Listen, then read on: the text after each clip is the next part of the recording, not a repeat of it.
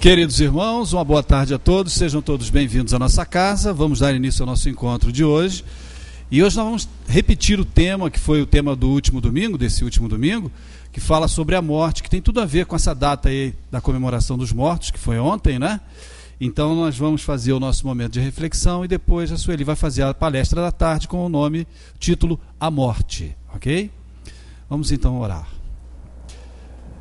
Deus, Pai de infinita misericórdia e bondade, Jesus, querido amigo e mestre, agradecemos mais uma vez a oportunidade que estamos tendo na tarde de hoje, de aprendermos um pouco mais da Tua doutrina, que a nossa irmã que fará uso da palavra possa ser bem intuída e que nós possamos aprender ao máximo os ensinamentos que sem dúvida nos serão passados na tarde de hoje.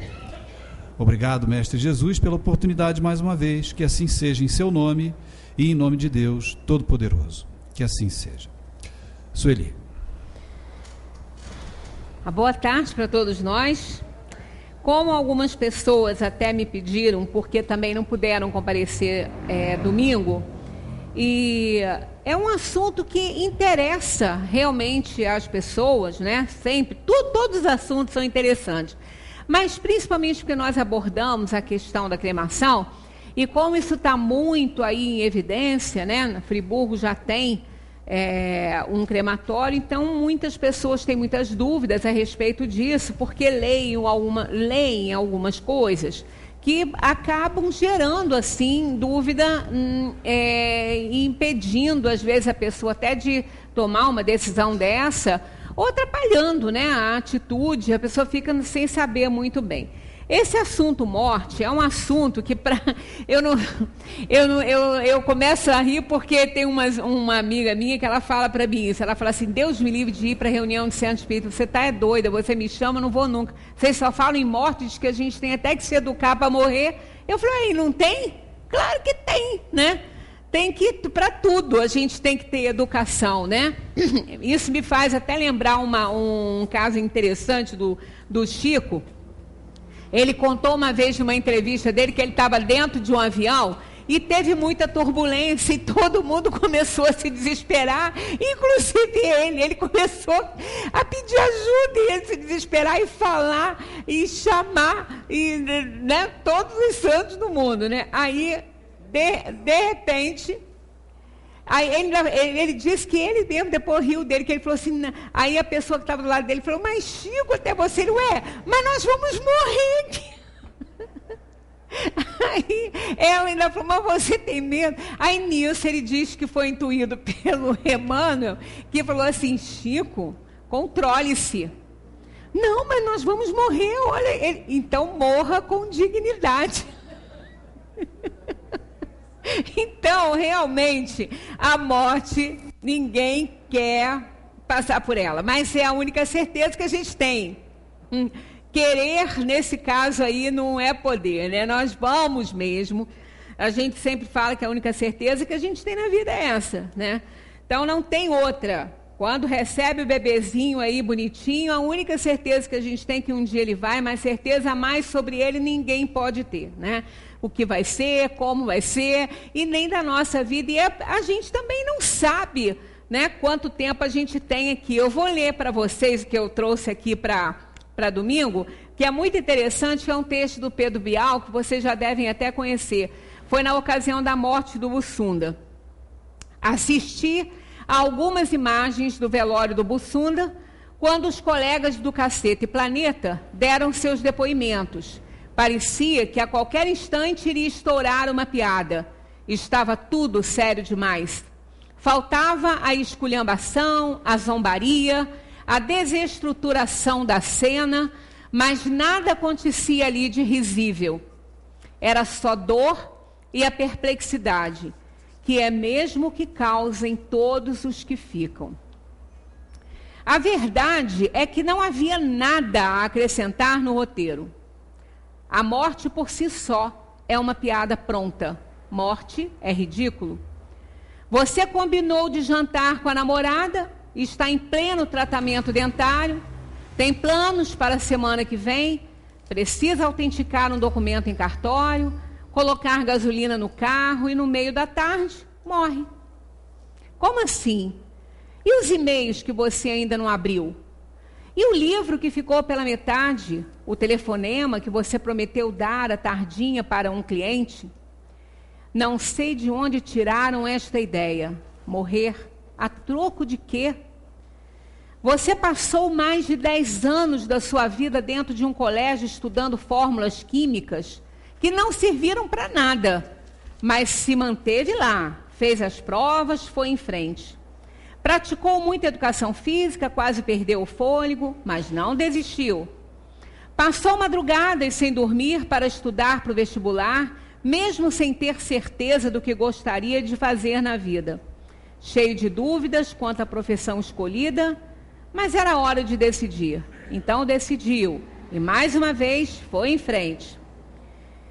De uma hora para outra, tudo isso termina.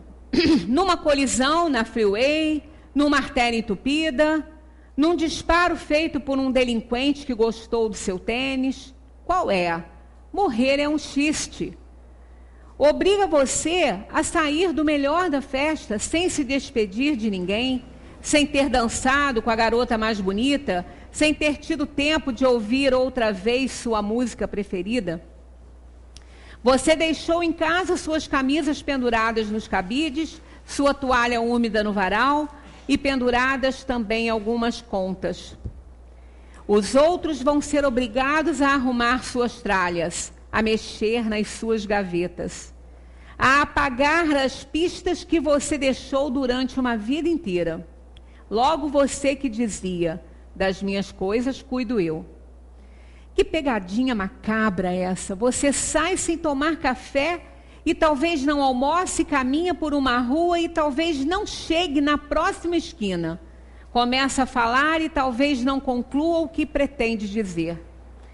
Não faz exames médicos, fuma 2 maços por dia, bebe de tudo, curte costelas gordas e mulheres magras e morre num sábado de manhã. Se faz check-up regular e não tem vícios, morre do mesmo jeito. Isso é para ser levado a sério? Tendo mais de 100 anos de idade, vá lá. O sono eterno pode ser até bem-vindo.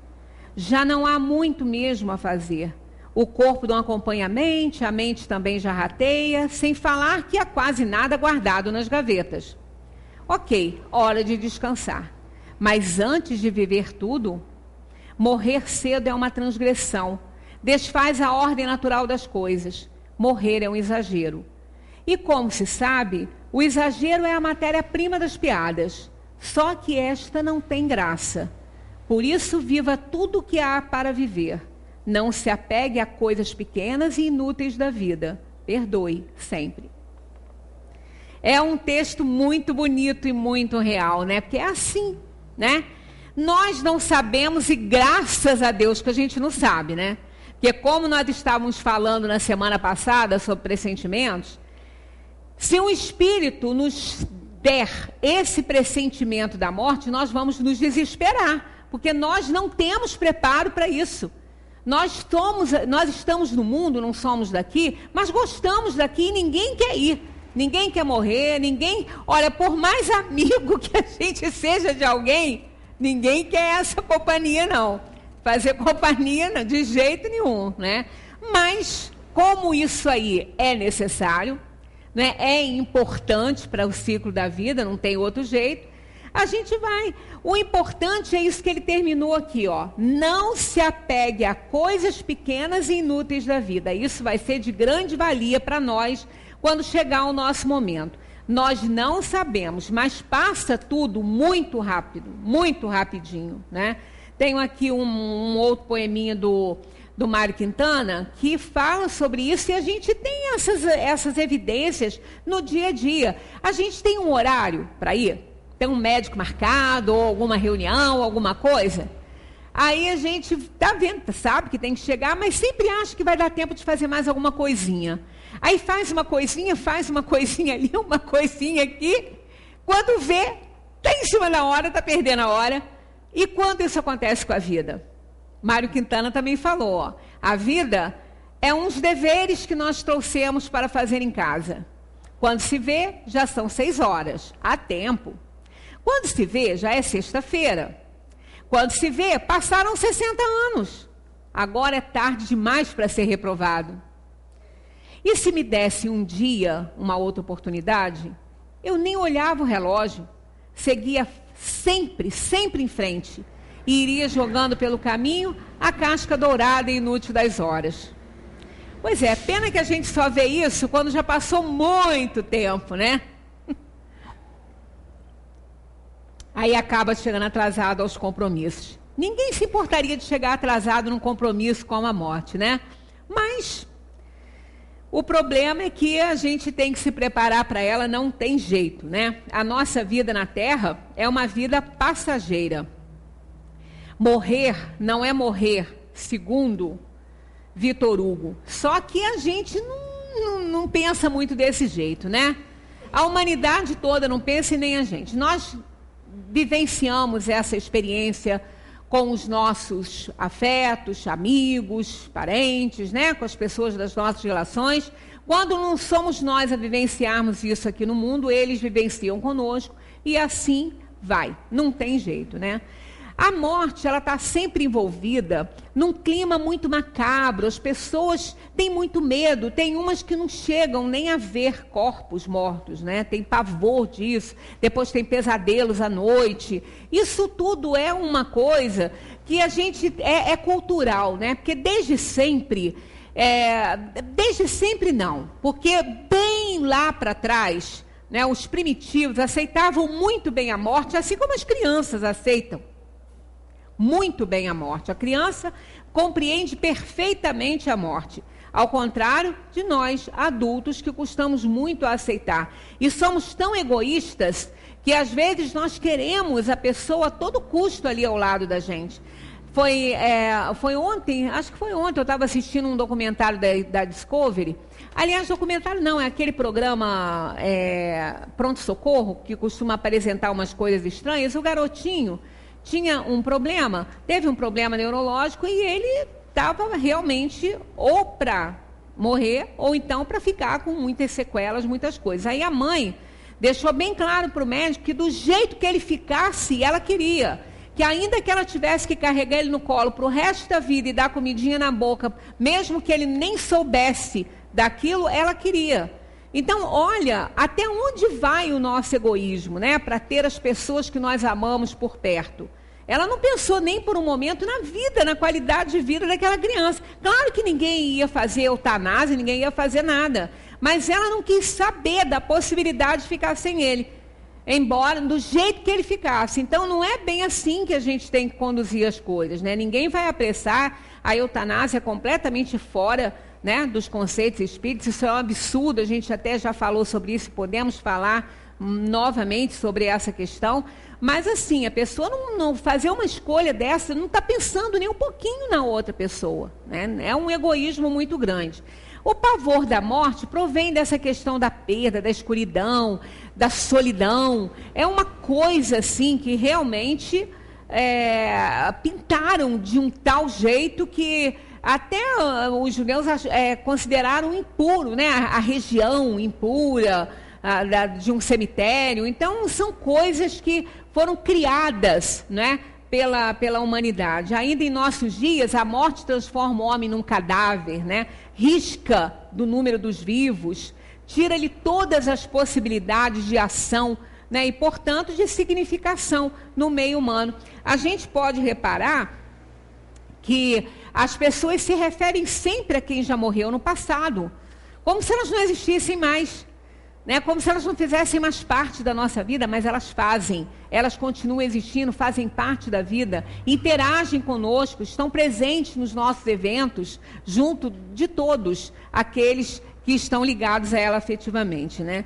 E o pavor do que vem depois é sempre constante nas pessoas de uma maneira geral. O próprio Papa Paulo VI, ele falou assim: existe uma vida após a morte, mas não sabemos como ela é. Então, se o próprio chefe da igreja não consegue, assim, dar um consolo, né? Confortar, porque nós sabemos sim como que a vida é. Os espíritos vêm para nos contar, nós temos aí a doutrina espírita revelando essas coisas do mundo espiritual para nós. Né? Então a vida é igual à vida que a gente leva aqui, só que essa é grosseira, essa é uma cópia grosseira da outra. Nós temos o universo é a nossa casa. Né? Nós nos relacionamos com os nossos afetos que já partiram, aqueles que estão no nosso nível evolutivo. Nós trabalhamos na dimensão espiritual. Nós fizemos até agora um estudo sobre anjo da guarda, é um trabalho para os espíritos.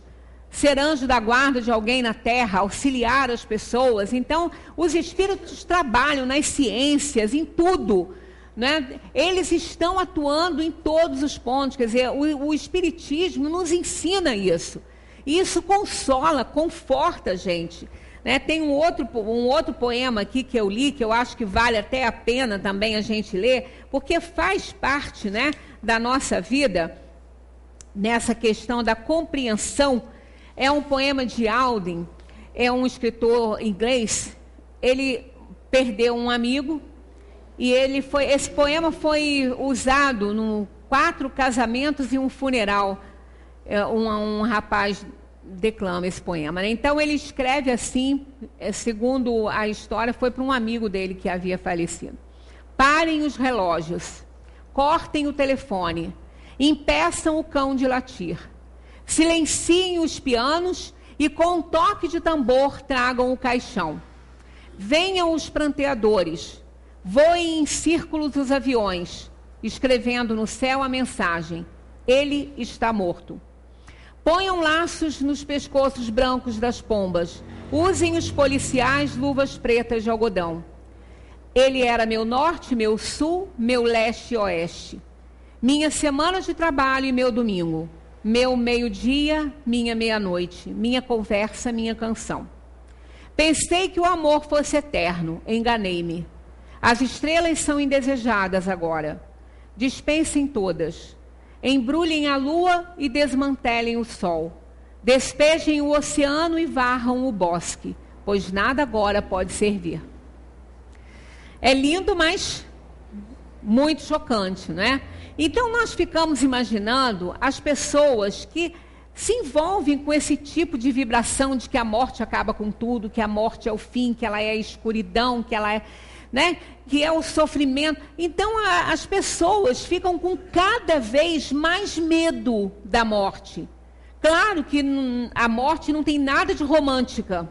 Deixamos uma vida que a gente gosta, que a gente vive, deixamos os nossos amigos, os nossos afetos, parentes, o nosso trabalho, aparentemente, porque a gente não deixa nada disso. A gente não deixa os afetos, a gente não deixa os parentes, a gente não deixa o nosso trabalho, a gente não deixa nada, a gente não deixa nem o mundo.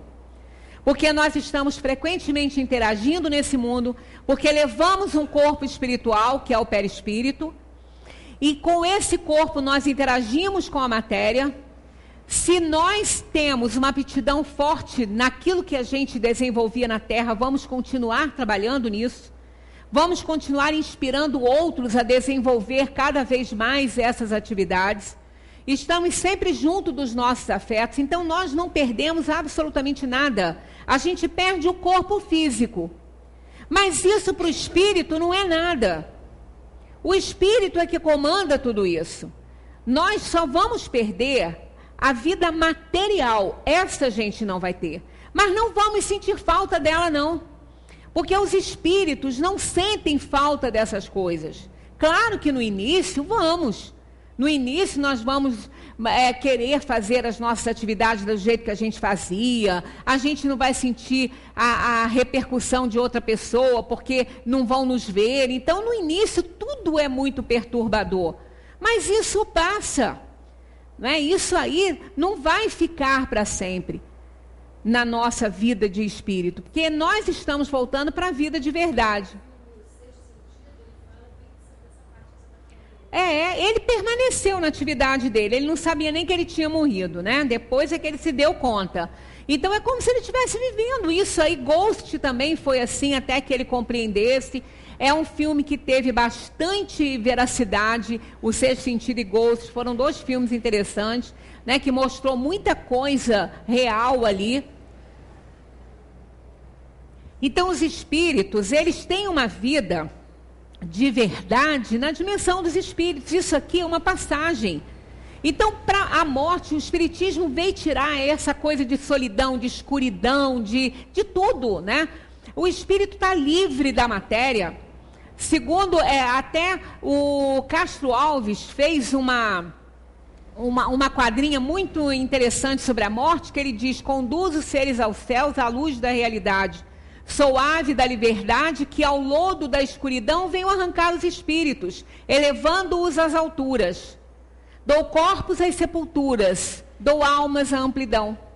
Então não é diferente disso. Nós só não vamos ter o corpo, mas vamos continuar na nossa vida, vamos continuar junto daqueles que nós amamos, participando da vida deles, de uma maneira muito mais livre, de uma maneira muito mais verdadeira, né, do que essa que a gente tem, essa vida que a gente tem aqui. O Espiritismo ensina que a vida e a morte, como conhecemos, constituem os limites da existência da Terra. Tudo tem que passar. Nós temos um tempo para viver aqui na Terra, né? Nós vamos nascer, vamos crescer, vamos desenvolver e a gente vai sair daqui. Graças a Deus que nós vamos sair daqui. Imagina ficar aqui para quê? Uma vida aqui na Terra de 200, 300 anos, para quê? É um plano de provação e expiação, é um plano onde o mal impera. Para que a gente vai querer ficar aqui o tempo todo com a cabeça que a gente tem? Não vale a pena. Nós somos cheios de inferioridade. Ficar 300 anos vivendo nessa inferioridade, para quê? Então, graças a Deus que a gente vai sair, vai ter oportunidade na erraticidade de refletir sobre a vida, sobre tudo que a gente fez, e vai voltar numa edição novinha, como diz Benjamin Franklin, né? Novinha e reeditada pelo autor. Então, isso que importa, né? Não precisamos ter esse mal-estar com a morte. Que nascimento e morte são fenômenos biológicos interpenetrados. Que a vida é o caminho da morte, mas a morte não é o fim da existência humana. As coisas não acabam ali, nada na natureza se destrói, nem o que cai, nem a energia que cai no buraco negro é destruída, ela sai renovada, transformada, sem perder a identidade. Então, por que nós, os seres mais importantes da criação, vamos morrer e desaparecer? De jeito nenhum. Que o espírito se renova moralmente e se prepara com vistas a novas encarnações na linha da evolução ôntica da humanidade. Né? Então, nós estamos aqui para evoluir esse ser que somos, né? A individualidade que somos, o espírito. E nós vamos a cada encarnação melhorando. Que a vida só tem sentido quando serve de preparação para vidas melhores. Claro, a gente está aqui, tem que evoluir, tem que aproveitar a oportunidade para a gente poder planejar vidas melhores, em mundos melhores do que esse que a gente está vivendo. Que a morte marca o limite da tarefa que nos foi confiada e nos transfere para o plano de avaliação de nós mesmos e do que fizemos. Que preparando-se para a vida, educa-se para a morte, preparando os homens para a passagem natural do mundo material para o mundo espiritual. Nós estamos preparando essa viagem com muita propriedade. Né? Todo mundo tem que preparar plano de viagem. Nós, quando viemos para a Terra, nós preparamos um plano de viagem. Tivemos que cumprir um roteiro de viagem. Fizemos escolha das provas, escolhemos as coisas principais que foram aceitas, né, pelos espíritos, por Deus. Então viemos para esse mundo com um plano, onde que nós iríamos nascer, o que nós iríamos desenvolver, se iríamos constituir família ou não. Falamos nisso há pouco tempo, né, aqui nas nossas reuniões. Então, se nós temos um plano para viajar para cá, nós temos que ter um plano para sair daqui. O plano de retorno é esse aí, é retornar com a tarefa cumprida. Esse é o nosso plano quando a gente vem. Trazemos provas e expiações, temos que cumprir isso, retornar para a espiritualidade com a nossa tarefa cumprida, né? Fazer o melhor que a gente puder. e na certeza de que tudo que a gente adquiriu aqui vai ficar. Só vamos levar os conhecimentos que adquirimos. Com esse pensamento durante a vida, nós já vamos nos desprendendo muito rapidamente dessa matéria, para não sofrer estresse depois. Num dos livros do Chico Xavier, eu encontrei há muito tempo, eu não sei qual foi ele, né, ou esse livro, mas eu encontrei uma alegoria que fala, que dá uma metáfora muito bacana sobre a vida. Ele diz que a vida é comparada a uma carroça, né, a uma charrete com seu condutor e seu cavalo. Que o carro, né, que é a charrete, conduzida pelo condutor com o auxílio do cavalo. Então, se essa carroça quebra, se esse carro quebrar, roda, seja o que for, e não tiver mais conserto, vai ter que ir para a sucata. Se não tiver conserto. Então, o que o condutor desse carro vai fazer, dessa charrete vai fazer? Vai descer, vai desatrelar o cavalo, vai soltar aquela carroça para ser sucata, vai montar no cavalo e sair correndo. E sair, seguindo o seu rumo. Então, a carroça é o corpo físico, o condutor é o espírito e o cavalo é o perispírito. Aquele que nos conduz quando o carro quebra. Né? E a carroça, às vezes, do nosso corpo quebra. Quebra sempre, né? Às vezes não, ela quebra sempre. Aí a gente vai consertando. Bota a roda nova, conserta, pinta, arruma, mas tem um momento que não tem mais jeito. Vai quebrar mesmo e vai para a sucata. E a sucata é o quê? Ou é a terra, ou é o fogo. Né? Uma dessas duas coisas. Ou nós vamos ter o nosso corpo transformado pela terra ou pelo fogo. Ambos são iguais para o resultado, né? Que é transformar o corpo. Nem na terra, nem no fogo vai ser destruído, vai ser transformado. Aquele corpo que vai para o crematório vai se transformar nos gases que o compõem. Imediatamente. E aquele que vai para a terra também vai se transformar nos gases que o compõem, através da decomposição dessa matéria feita pelos amiguinhos, que são os vermes, que estão lá fazendo a decomposição desse corpo na terra, né? Mais natural do que isso, não tem, né? Como eu falei, de romântico não tenha nada. Mas de verdadeiro tem. E é uma verdade que a gente não tem como escapar. Isso é um fato. Nós vamos passar por isso. A menos que aconteça conosco o que a gente não pede para acontecer, né?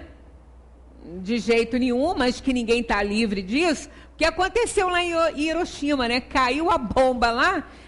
As pessoas que foram alcançadas, que estavam mais próximas, o corpo foi desintegrado, que só ficou a mancha no chão. Né? Só ficou a mancha.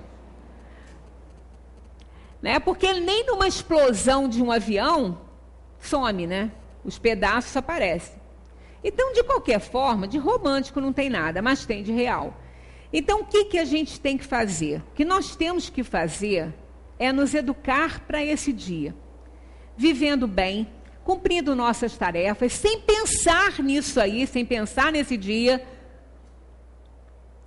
Quando ele chegar, como diz Manuel Bandeira, quando a indesejada de todos chegar, será bem-vinda. Porque não tem outro jeito, né? Não tem outro jeito. Então, o jeito que tem para a gente não sofrer nada, para a gente não passar nenhum estresse com isso, é a gente se desligar desse corpo durante a vida. Como?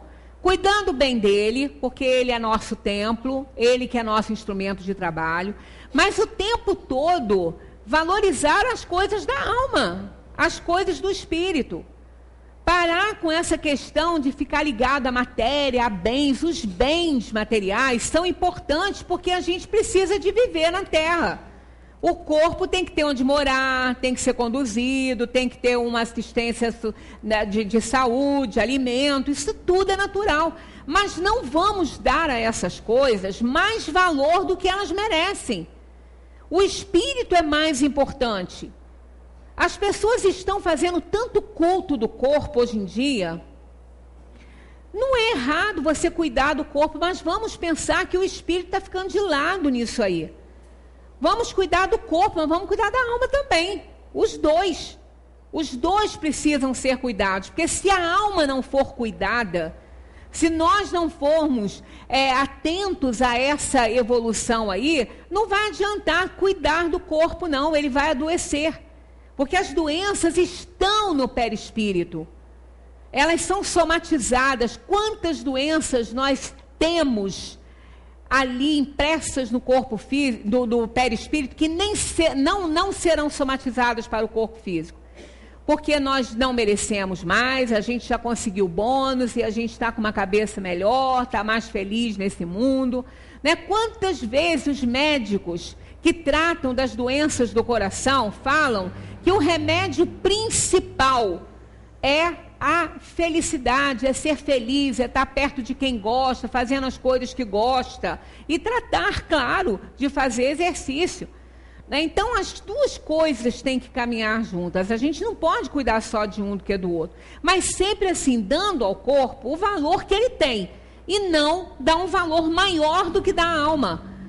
Sendo muito materialista, muito apegado às coisas, como o Bial, né, falou aí no seu texto, né, desapegue disso aí, né, ele deixa assim, ó, não se apegue a coisas pequenas e inúteis da vida. Vamos nos apegar a coisas que vão ficar aqui para quê? Para quê que a gente vai se agarrar ao que vai ficar aqui? Nós não vamos levar, o que a gente vai levar é o perispírito, que é o corpo, né, espiritual, e o que nós aprendemos. Então, por que a gente vai ficar manchando, vai ficar pesando esse perispírito com uma porção de atitude que a gente não deve ter? Então, nesse momento, é importante o cuidado com isso. Porque o destino do corpo, tem que se dar um destino para esse corpo. Eu sei que as pessoas que procuram uma casa espírita ou um templo religioso, seja o que for, não querem, não vão para ouvir certas coisas, mas precisa. É necessário. O que adiantaria eu falar aqui para vocês assim, vocês não tenham medo da morte, não precisa ter não, porque olha, morreu, acabou, o espírito se desprende, vai para a dimensão espiritual, ser socorrido nas colônias espirituais. Quem pode garantir isso? Nós estamos dezenas de anos agarrados a um corpo físico e gostamos disso. Pode ser que a gente se desprenda rápido, pode ser que não. Então, a destinação que vamos dar para esse corpo não é relevante. O que é relevante é o apego do espírito ao corpo. Isso que é relevante. Porque é isso que vai fazer o sofrimento ou não dessa alma.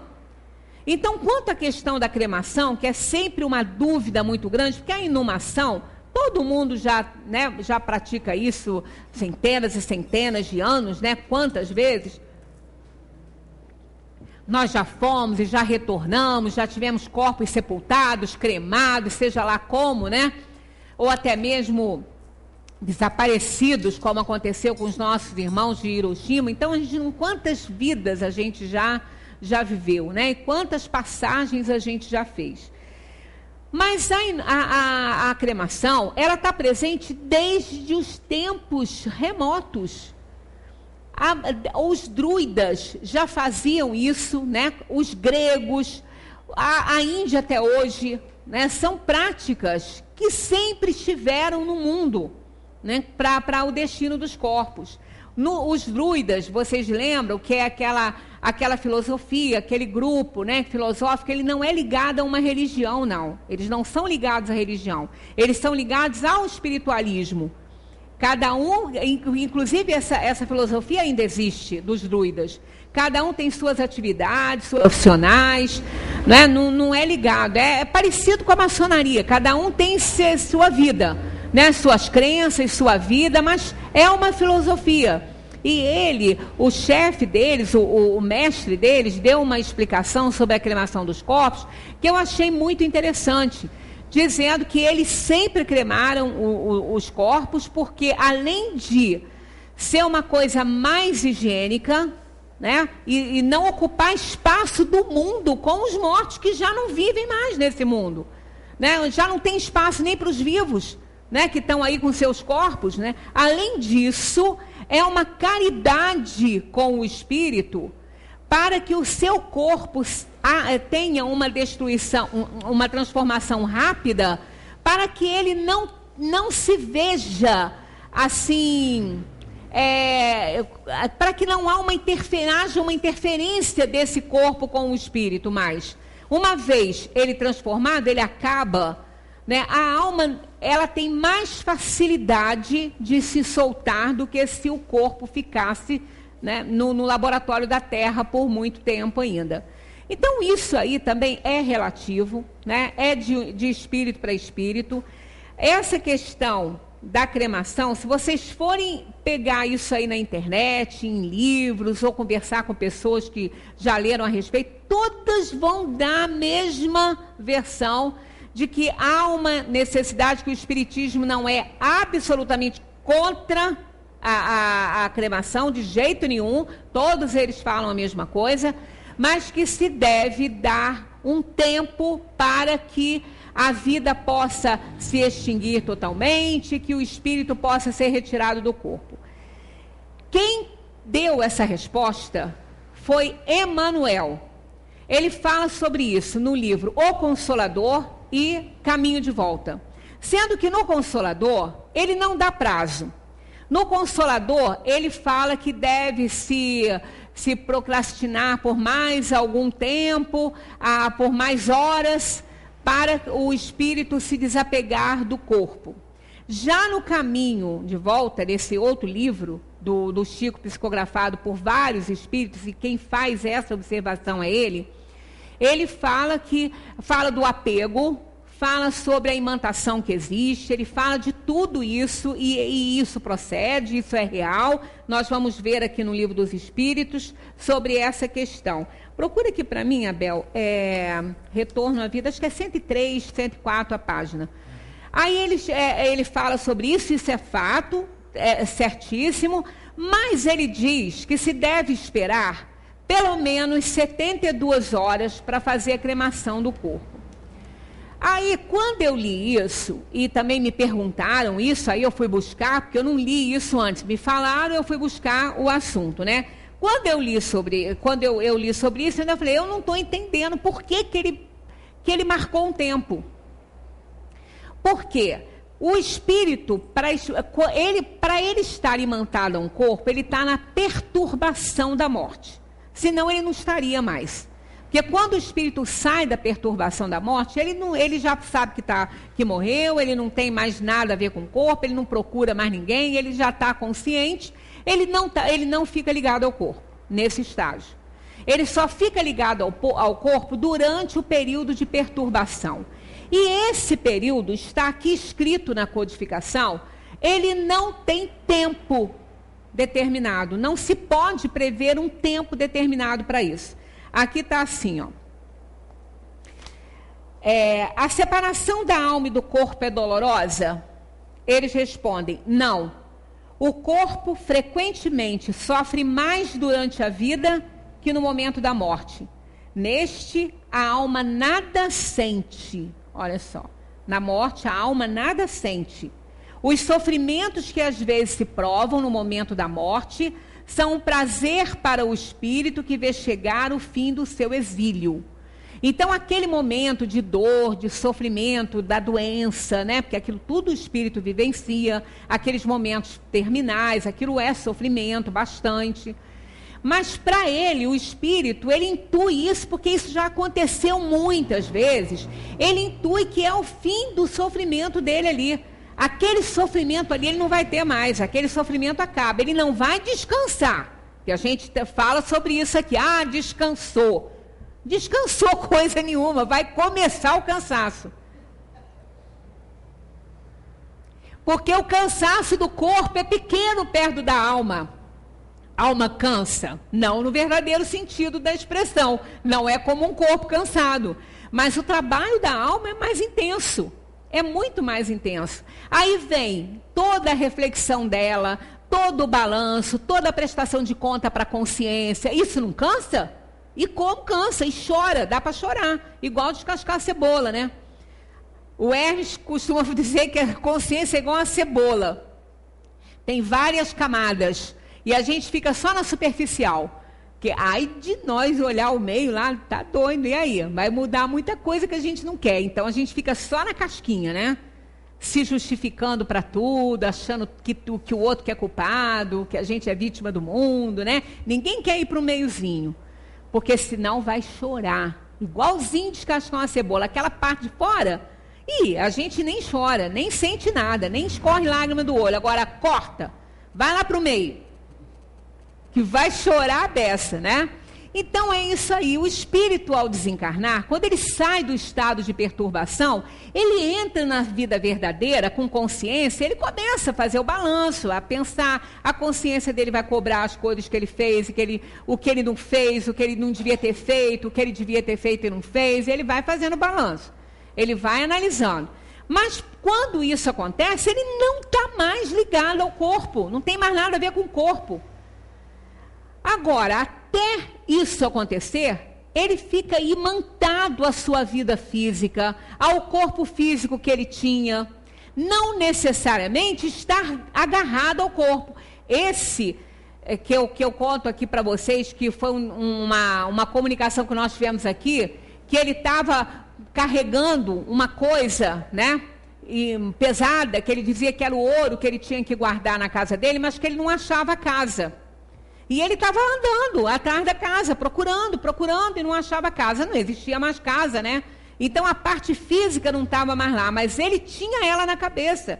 Ele podia até descrever onde queria botar aquilo tudo que ele queria guardar.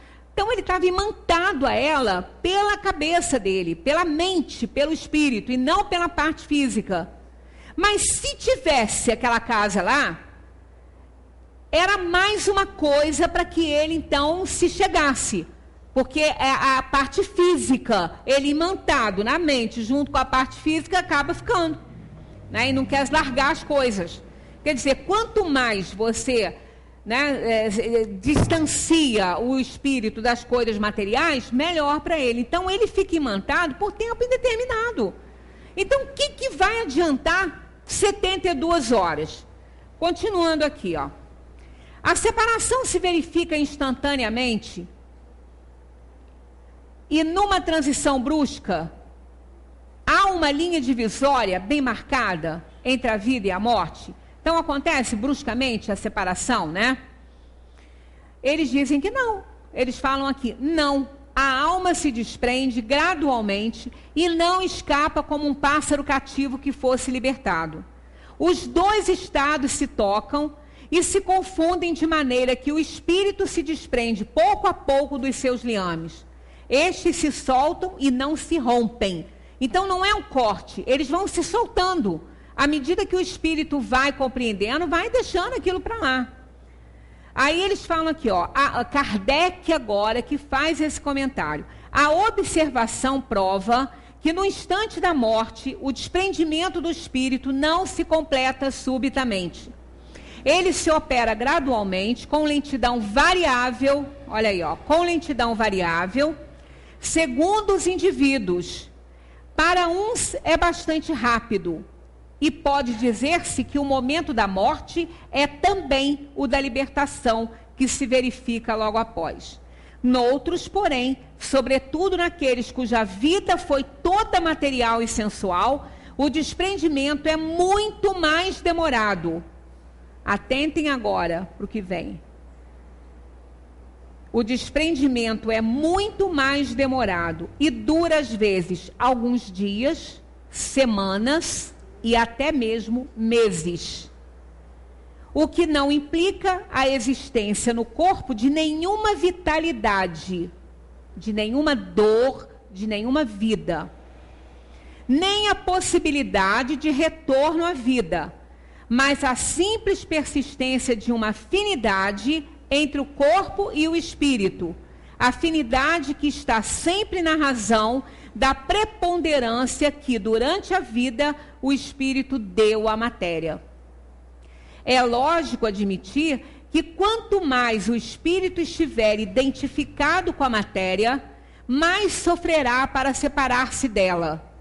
Por outro lado, a atividade intelectual e moral é a elevação dos pensamentos, opera um começo de desprendimento, mesmo durante a vida corpórea, e quando a morte chega, é quase instantânea.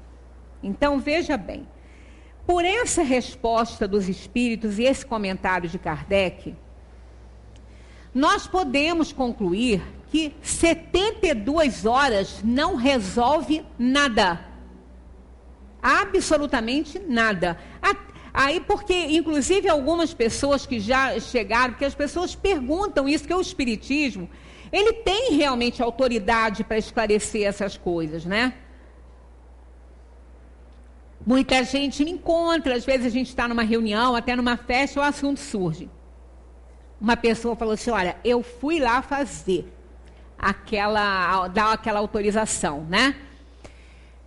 Mas eu desisti de fazer, porque quando eu estava nessa decisão, né, que eu estava para ir lá, uma pessoa me falou, olha, tem que esperar 72 horas. Os espíritas falam que que o espírito fica ligado ao corpo, tem que esperar 72 horas. E quando ela foi lá para fazer, eles disseram que não pode, aqui em Friburgo não tem onde esperar 72 horas. Ela teria que ser, né, levada para um outro lugar, onde, né, tivesse. São Paulo tem. São Paulo tem câmara frigorífica para isso. Aí ela não fez, né? Ela falou, não, 72 horas... Não é assim, meu marido poderia ficar 12 horas na cama frigorífica, ou eles fazerem uma limpeza que eu paguei, que é bem cara, de limpar tudo por dentro para ele ser cremado. Eu não deixei na cama frigorífica e fiz aquela limpeza. Não, você imagina, 12 horas, né? Quase 40 horas. Pois é, mas ele estipula, o Emmanuel estipula 72. E deixa bem claro que no final que no finalzinho, pena que eu não trouxe, eu estava pegando o tablet aqui, que eu achei que tivesse ali, mas não está ali. No finalzinho desse texto, ele fala que após essas 72 horas, não há nenhum problema e nenhum espírito vai sentir nada. Isso, eu acho uma inverdade, uma afirmação ruim, entendeu? Porque se está aqui dizendo, no livro dos espíritos, que o espírito pode ficar ligado ao corpo, né, por semanas, dias, semanas e meses, 72 horas não vai resolver nada. Agora, vamos pensar também, gente, esse desconforto, ele vai acontecer de qualquer maneira, seja no fogo ou seja na terra. Se ele estiver ligado ao corpo a ponto de sofrer algum desconforto, por que eu insisto nisso? Porque ele não vai sentir como se ele tivesse, como se eu aqui, cada um de nós aqui fosse queimado vivo, não. Não é isso, o corpo está morto. Kardec deixou bem claro aqui, ó. Mas a simples permanência de uma afinidade entre o corpo e o espírito. Ele não vai sentir nada queimando nele, não. Não é esse o fato, porque o corpo não tem mais, os filamentos nervosos não existem, morreram. Né? Mas eu ouvi lá o Drauzio Varela falar que leva mais de 30 horas para o corpo totalmente apagar. Tudo bem, mas não tem mais o filamento, o perispírito não está mais conectado para agilizar isso aí, né? Para acionar esses filamentos nervosos. Não tem mais dor, não sente mais dor, não tem mais isso. Vai ter uma repercussão. O espírito que estiver ligado ao corpo, ele vai sofrer uma repercussão daquela situação. Mas não é pelo fogo só, também pela terra. No céu e o inferno, se vocês quiserem conhecer a situação real, isso aqui é situação real. Eu sempre falo, nós somos kardecistas. Eu insisto nisso. O que é ser kardecista? é ter uma religião kardecista? Não, a religião é espiritismo. Mas somos kardecistas porque aprendemos espiritismo com Allan Kardec. Porque ele foi a autoridade para isso. Ele foi determinado para codificar o espiritismo que foi ditado pelos espíritos. O livro é o livro dos espíritos, com muitos espíritos. Não é um ou outro dando a sua opinião. Não é isso. São espíritos da verdade, que continham esse conteúdo, que tinham autoridade para falar sobre isso. Então, a gente aqui, nós somos kardecistas porque aprendemos espiritismo com Kardec.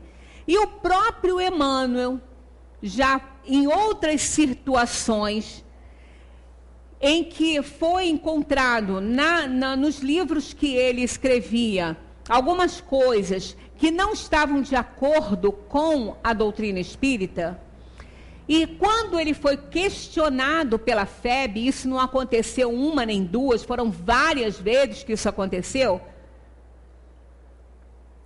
ele respondia, e tem uma resposta dele no livro Consolador, tem uma edição que tem essa resposta dele.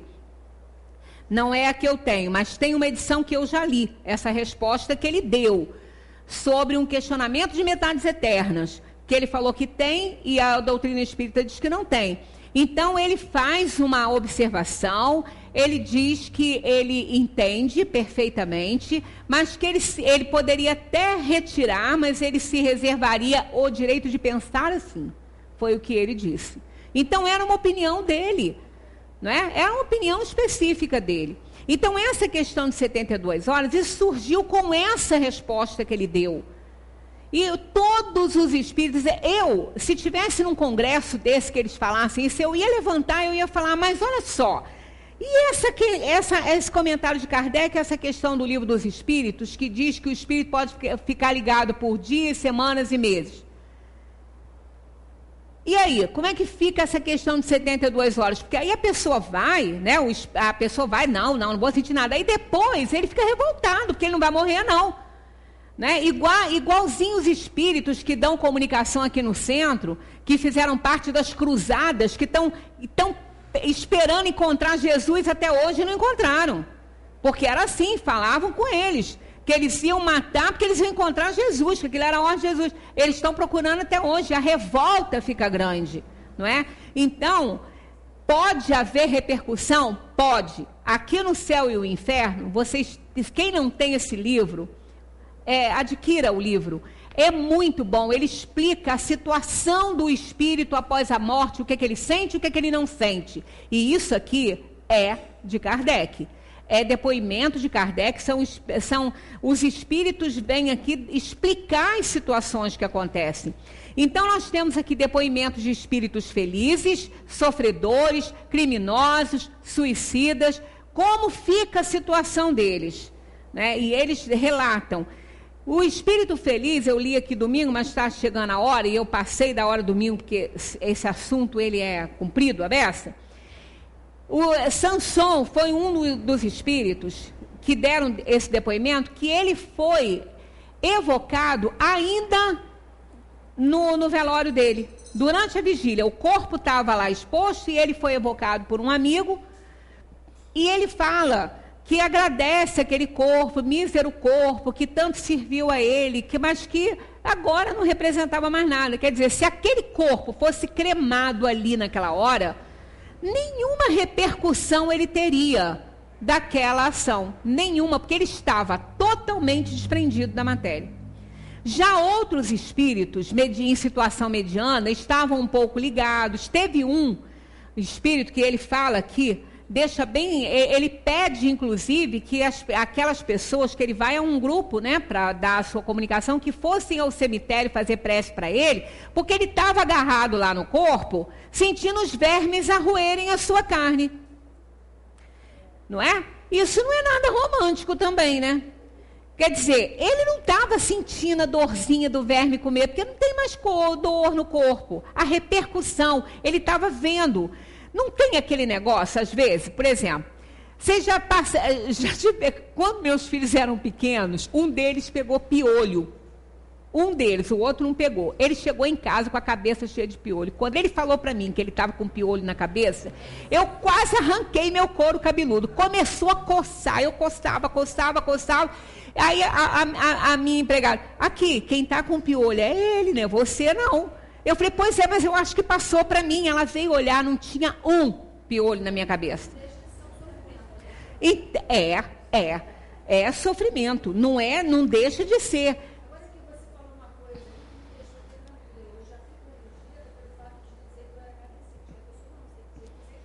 Não, você é espírita, mas você estuda o espiritismo pelas obras de Kardec. Aí é kardecista. Né? Porque não é errado. É errado porque não tem esse nome. Não tem kardecismo, não é essa religião. Mas, inclusive, no censo eles aceitaram. Eles até pediram para colocar, quando fizeram o censo, eles pediram para colocar kardecista. Né? Porque há muita confusão com o negócio de espíritas com Umbanda, né? Com outras religiões. Mas então, a repercussão, gente, vai acontecer, se o espírito estiver ligado ao corpo, vai acontecer no fogo ou na terra.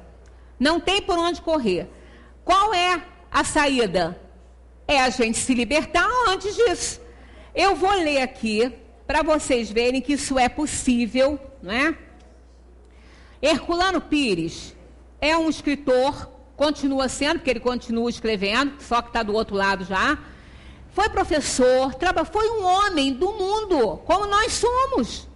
Né? Ele não era especial, ele não era santo, ele não era nada disso, era um homem tentando fazer sua parte, tentando ser correto, ser honesto, né? De acordo com, né? Ser ético, tudo que a gente tenta também. Né? Ou pelo menos deveria, né? Então, quando Herculano morreu, ele morreu no dia da reunião espírita na casa dele, que o centro ficava nos fundos da casa dele, ele que cedeu o espaço, e ele passou mal um pouco antes da reunião. Aí, alguns familiares, né, levaram para o hospital, a reunião transcorreu normalmente, ninguém ficou sabendo que ele estava, só falaram que ele não ia aquele dia, porque ele não podia, então ninguém falou nada. Aí a família que estava em casa levou para o hospital e ele lá morreu. Ele teve um problema cardíaco e morreu. No meio da reunião, aparece uma visita. Quem? Ele. Né? Ele aparece na reunião, ele dá uma comunicação, psicografa um poema. O corpo estava no hospital ainda estava lá naqueles procedimentos. Não estava nem no velório ainda. Ele foi à reunião e escreveu isso aqui, ó. Família querida, vivendo contigo dias felizes e amenos, na experiência do lar prossegue a vida. Coragem e otimismo, porque não quero pompas nem velas, apenas a simplicidade do professor do interior em metrópole de céus e estrelas. Sustenta em apoio vibratório a casa, ampara o livro da codificação, e eu, em espírito ou memória, ao lado dos amigos espirituais, contigo sempre estarei. No apostolado de pregar e servir a doutrina dos espíritos, com o mestre de Lyon, Virgínia querida, mais esposa do que esposo fui, já não tem falar nem riso, não mais o poeta, mas que semblante triste o teu, volte ao que era, com o tempo na casa velha, tudo é vida, das noites de rima, doutrina e cozinha. Lar, amigos, não é confusão, é nova sensação. A de viver, sentir que já não sou corpo, mas alma até que enfim. Desculpe, sou espírita de verdade, amparado em novas luzes. A nossa luzinha que ajudaste a construir. No momento, adeus, menos choro e mais café. Se há dificuldade de captar a escrita, imagine a de despertar aqui, para dizer aos meus da sobrevivência da alma. Muita paz em Jesus. Olha, ele não era santo, ele não era nenhuma perfeição. O corpo no hospital e ele lá na reunião fazendo um poema. Totalmente desprendido. Se queimasse aquele corpo lá no hospital, ele já não ia sentir nada. Então, Deus não seria justo de nos obrigar a reencarnar para evoluir, porque isso é uma obrigação, para a gente ficar aqui sofrendo. Ninguém precisa passar por nenhum constrangimento, por nenhuma dor, nem sofrimento, por causa de estar imantado ao corpo. Porque só fica imantado com o corpo quem não se desprende. É só pensar que não é desse mundo. Aqui no Livro dos Espíritos, Kardec pergunta se o Espiritismo ajuda o conhecimento. Eles falam que ajuda muito. Só pelo fato de a gente saber que a vida continua e que o corpo não corresponde mais, morreu, a gente larga. Né? Claro que isso não é tão simples assim, não é sacudir a poeirinha e sair, que não é desse jeito, mas nós não estaremos sozinhos. Uma outra coisa importante lembrar, que eu não falei domingo, mas é de muita importância. Antigamente, a vigília era intensa, né? Com muita gente, fazia até festa, né? Tinha até lanche, tinha até almoço, jantar, sei lá, né? Bebeu o defunto, lembra? Falava bebeu o defunto? Bebeu o defunto é cana, ó, o tempo todo que o bichinho está lá para poder aguentar a noite toda, né? Então isso, bebeu o defunto é beber. Então ficava aquela bagunça, aquela confusão, né? Às vezes até festa mesmo, ia o pobre corpo lá naquela situação.